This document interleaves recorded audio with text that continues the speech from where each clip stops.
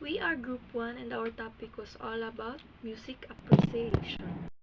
Music appreciation. The process of understanding, analyzing, and enjoying music through informed listening and study of its historical, cultures, and structural aspect. It also involves recognizing different styles, genres, and periods. Understanding music elements like melody, harmony, rhythm, and structures. Appreciating the emotional impact and cultural context of music. Elements of music. Melody, a series of pitches that form a tone. Harmony, the combination of multiple pitches sounding at the same time. Rhythm, the pattern of duration and emphasis of sound. Timbre, the unique tone color or sound quality of a particular instrument or voice. The structures, the organization and arrangement of musical elements. So musical genres. So musical genres is nanishay five parts: classical, jazz, rock, pop, and hip hop. So first is classical. Dili na ko basahon ang definition and mag-explain ako dito. So classical music follows strict forms and rules. So it's uh, it's it is usually played by orchestras and sound very formal and elegant. So next is jazz. So jazz is a creative and free musician often make up, improvise parts while playing, and it makes blues and swing styles. So rock. So rock music is energetic and usually features electric guitars and drums. It often represents youth and rebellions. So fourth is pop. Pop music is made to attract many people. It easy to sing along. It easy to sing along to because of it catchy melodies and simple lyrics. So last one is hip hop. Hip hop uses rap, DJ mixing, and Strong beats. It often talks about real life struggles and social issues. So next part is history of music begins with the prehistoric bone flutes and percussion involving through ancient civilization like Mesopotamia, Egypt, and Greece with musical notation and early instrument emerge. So prehistoric music origin. The first the first traces of music date back to the Upper Paleolithic period around 40,000 BEC with the discovery of bone flutes. So simple percussion instrument like rocks and woods and early forms of flutes were used by prehistoric peoples. So, prehistoric prehistoric they use natural materials like bones, wood, or stones to make a sound. Ancient music in Mesopotamia and Egypt. So, archaeologists guide nakadiscover sila musical instrument from ancient civilization in Mesopotamia and Egypt, dating back to around 3000 to 2000 BCE. So, kanina mga instruments is include trumpets and arcsharps. So, makita nito diya sa picture ang style. Ang art shop is kanang mo siya pabarko. Then, kaning nga findings is show that music is kanang important siya sa culture sa Asian civilization. Nga kaning music is kanang na-purpose, ginagamit siya sa religious ceremonies and royal events and entertainment. Then next is ancient Greece and music. In ancient Greece around the 1st century CE, nakakuan sila ang example of written music known as the Siculos. Ito so makita nato din na sa picture. Then music was often closely linked to poetry with famous collections like the kanang shining classic of poetry nga ginagamit karon gyapon.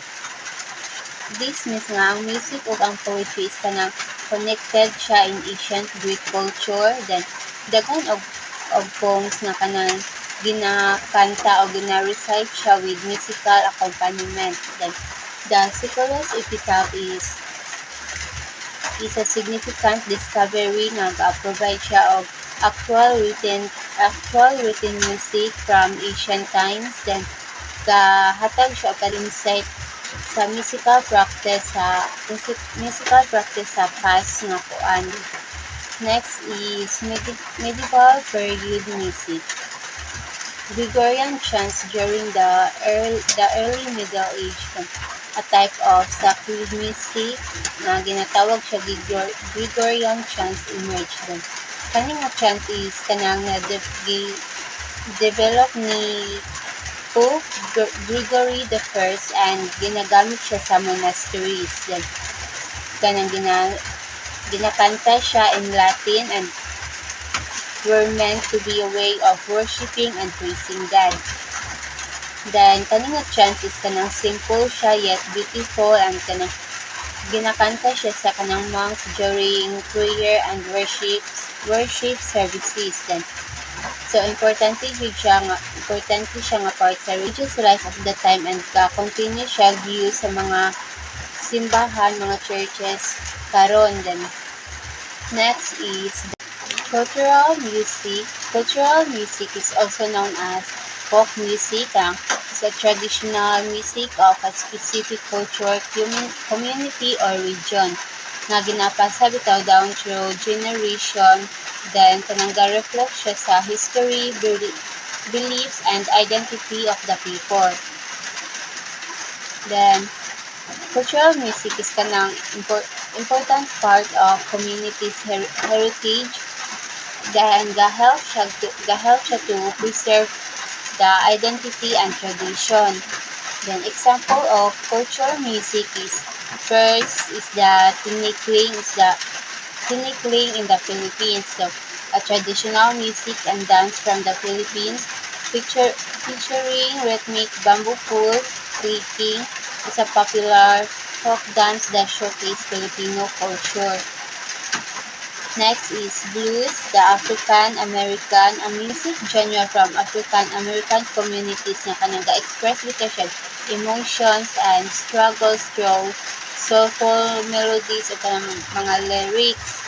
So, pinaagi sa mga lyrics, then it often featuring instruments like kanang mga guitar, piano, and harmonica. Then, next is the salsa in Latin America, a fusion of Latin America music styles with energetic rhythms and dance styles. So, kani siya is kanang energetic, makahatag dito siya energy sa imuha, then makasayaw jud ka like inana kay tungod sa kanang instrument like kanang congas and timbales that is known for its lively and vibrant sound. Then, this example is kanang example show how different cultures na ay own unique music style, then the reflect sa history, tradition, and emotion. So, dihag din nato ma-appreciate ang music kung mahibalaan nato ang ilahang background and mga past. Klezmer, a traditional Eastern European music style associated with Jewish celebration composed with lively melodies. Didgeridoo, a traditional wind instrument creating a unique dance sound And this type of sound was important part as a cultural heritage in Australian Aboriginal. So, what is music and how does it make sense to us? So, first is, music is a time art. It needs time to unfold. Music is kanang, di lang siya basta-basta gina-compose. It was based on our emotions or life experiences. Second is, music is ephemeral. Ephemeral means it doesn't stay for long time.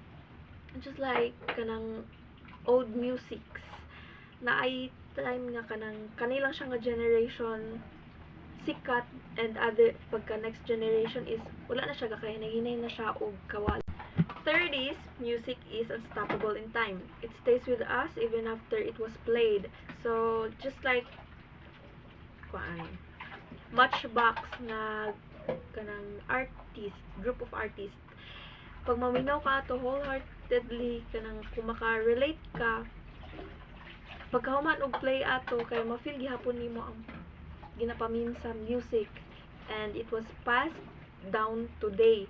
My topic is all about how music involves to conclusion.